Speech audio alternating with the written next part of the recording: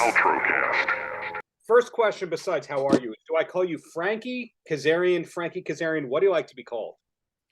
Frankie works. Frankie Kazarian. It's your choice. Yep. Dealer's All of the above. Yeah. Well, there you go. Wonderful to see you back in Impact. You've been back around like 9 months now, it seems. Yeah. So I started at Hard to Kill January this year. Right. And there's a lot of great upcoming events for TNA Impact that I believe you're a part of. There's Snake Eyes, Hard to Kill, Final Resolution. The next one is Final Resolution, right? Correct. December 9th, Final Resolution, Toronto. Any idea who you will be battling on that evening yet? Not sure. Nothing has been announced. I definitely will be in the house. Fittingly, this will be the last pay-per-view under the Impact brand before we, start rocking and rolling as TNA again in 2024. So, I can't miss this one. I'm definitely going to be at the first TNA, and I'm definitely going to be at the last Impact one because I have a lot of history here. So, I will be in the house. I will be competing. Not sure who against yet or whom against, but keep your eyes peeled and probably find out in the next few days, few weeks here. Right. So that one is in Toronto. Usually after a big pay-per-view, there's a kind of a wrap-up show after that. Is this going to be the first one that does not have that wrap-up afterwards kind of show for TNA or Impact? Yeah, I'm not sure if any decision has been made yet, but I know this is it in terms of big pay-per-views for us for this year under Impact. What's going on with television? I think we got some stuff in the can. We're gonna be unleashing, but this is putting a button on what Impact was like. Impact Wrestling this year for me, for my money, has had the best in-ring product out there, and we shouldn't dismiss Impact just because of the excitement that we're going back to TNA. I know we're all very excited, but what Scott D'Amore and his team has done and what the men and women on this roster have done, behind the scenes and in front of the camera has been nothing short of incredible to bring us back to where people are excited for what we're doing. So, it'll be a fitting way to say goodbye to Impact Wrestling December 9th in Toronto. And you had a good timing with the return before the rebranding and all that. Yeah. Timing I tell this to young people in this business, you can only control certain things, how you look, the way you present yourself, how you conduct yourself. Timing is one of those things. It's either you have good timing or you have bad timing. I've historically had bad timing just in terms of changing companies, in terms of when I was, when contracts were up and everything. My timing was great. I mean, this time in particular, I controlled my own destiny because I made a decision to leave where I was and to come to Impact Wrestling. And the timing for me was it was do or die. I was like, I need to make a change. And I made it at the right time for me. And it feels like I made it at the right time for Impact Wrestling too. This year has been, probably the most fulfilling and rewarding in my career because of what I've been able to prove and what I've been able to do with Impact Wrestling, soon to be TNA. Is there any resentment in your household, the fact that you're going to be the second Impact Hall of Famer? I don't want to be so presumptuous to assume I'm going to be in the Impact Hall of Fame, but it's cool that I am married to a Hall of Famer. Not a lot of guys can say that. And I'm cool. It's very cool that my returning to his company gave my wife a opportunity to, give her something that she didn't know she needed. And that was one more match. She was done. She was a mom. She had no desire to do anything other than support me and support the company. But God, she trained her ass off. She got back in ring shape. She, had that last match and she did so good. And then the announcement for the Hall of Fame, that was the cherry on top.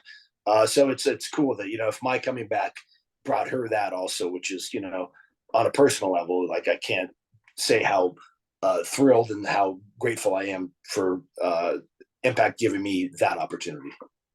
Well, outside of your successful wrestling career, you've always stayed relatively busy with music. Is Gutter Candy doing much at the moment? Gutter Candy still, we're a lot of what Gutter Candy does is dictated by my schedule, and I'm busy a lot. I'm on the road a lot, so in terms of like booking gigs, that can be challenging because I'm gone a lot on weekends, and that's usually when we play. But we've stayed, we are rehearsing all the time. We're probably going to be doing a gig here in Southern California at the end of December. I'll keep everybody posted on it on my socials, and really looking to ramp it up in early January. Hopefully, a big announcement too. We're constantly recording, constantly rehearsing. That's another creative outlet I love. I very much enjoy being in a band. Getting that creative outlet in a way that's not wrestling, something, just locking in with my band, writing songs, covering songs, playing live gigs. I'm a huge fan of rock and roll, been a musician for many, many years. So it's a very, very fun outlet. And a lot of, I like exposing people to our music, people that, just know me as a pro wrestler. And it's like, a lot of people have been turned on to Gutter Candy music and really, really enjoyed it. When did you start playing bass versus starting wrestling training? So I got my first bass before I actually started training. I got my first bass when I was, I think, 18 years old. My grandfather was a musician. He lived in Las Vegas, and I told him I wanted to play bass guitar, and he's like, "Oh, okay." So he brings me into his room, and he takes out this 1966 Fender Mustang bass, which Fender, is that 1966 is not to get too far into the weeds here. Fender started making the Mustang bass in 1966, and this was an original 66 Fender Mustang bass. Takes it out and kind of shows me a few things. I'm green, I know nothing, and puts it in the case and goes, "Well, here," and he gave it to me, which is like, man, I still have that bass to this day, and it's kind of on the shelf right now. I'm not playing it. I got to do some repairs to it, but he gave it to me. So then I taught myself on that bass guitar. Taught myself, and like everybody else does, got in the garage with some buddies and started, playing some music and having some drinks, and got okay, very, very raw, very unorthodox, but trained myself.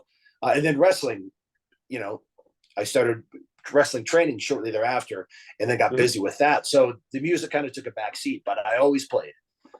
It wasn't until the last, really 8 years that I really, started getting back into jamming with some friends and writing some original stuff, and it kind of, took off and became its own thing. But it's always been there, but it's always kind of taken a backseat to wrestling, because wrestling, when you're this business, it dictates your life. And I understood that a long time ago. Yeah, big overlap between hard rock and wrestling. A lot of closeted fans of, wrestling that are in hard rock bands, etc. Do you have kind of your secret underworld of people that talk about 80s metal within the wrestling realm?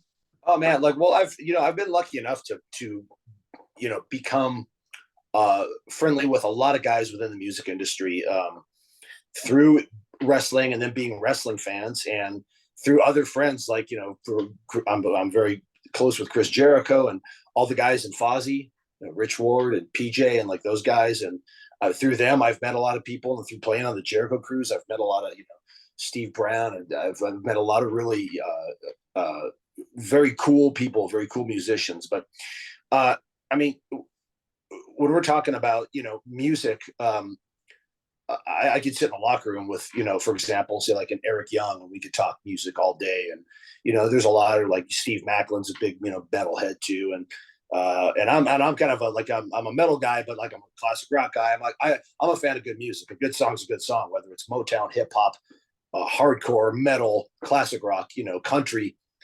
So there's a lot of people that I can just chat all day about music, and that's, if you're talking music, man, I'll talk your ear off. That's one of my favorite things to talk about. Amen to that. With Eric Young, didn't know he was a music guy.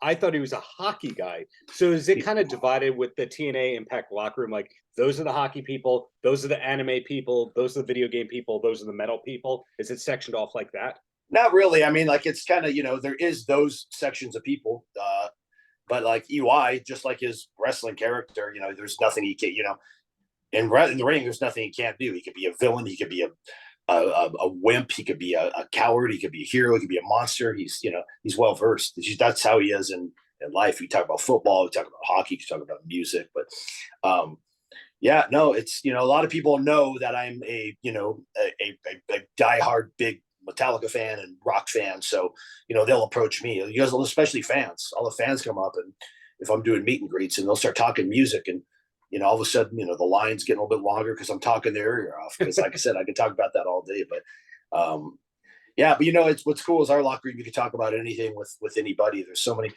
Trey Miguel, for example, is in. When I first started here, found out he's a huge fan of the movie Halloween, the Halloween franchise, which I'm a massive fan.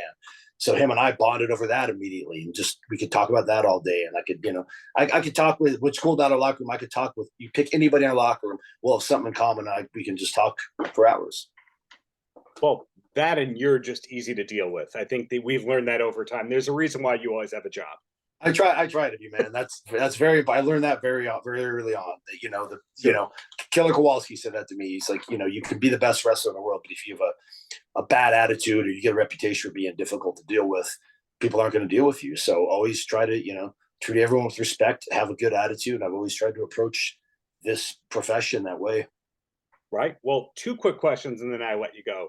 And the first one is, today we found out Pantera tour is happening. It wasn't just those Metallica dates. Are you going to that? And if not, what's the next concert that you have your eye on?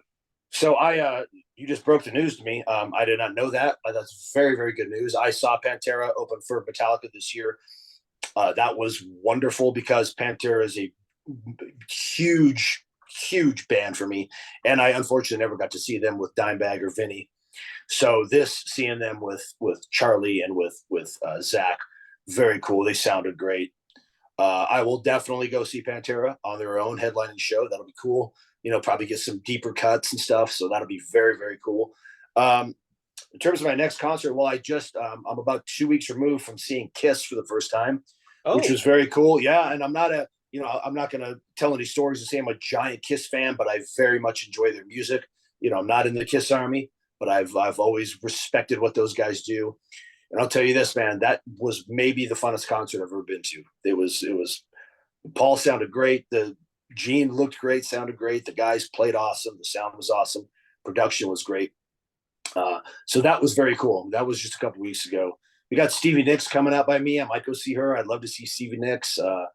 And then next year, at this point, I'm really looking at trying to see the acts that won't be around for a long time. I got to see the Eagles, got to see Paul McCartney. Like I said, Stevie Nicks, Madonna's even coming to town. I would love to see her, but just, I'm really trying to see, those bands that I haven't seen that may not be around or may not be producing new music or touring, in the next 5 years or so. So that's kind of my goal right now.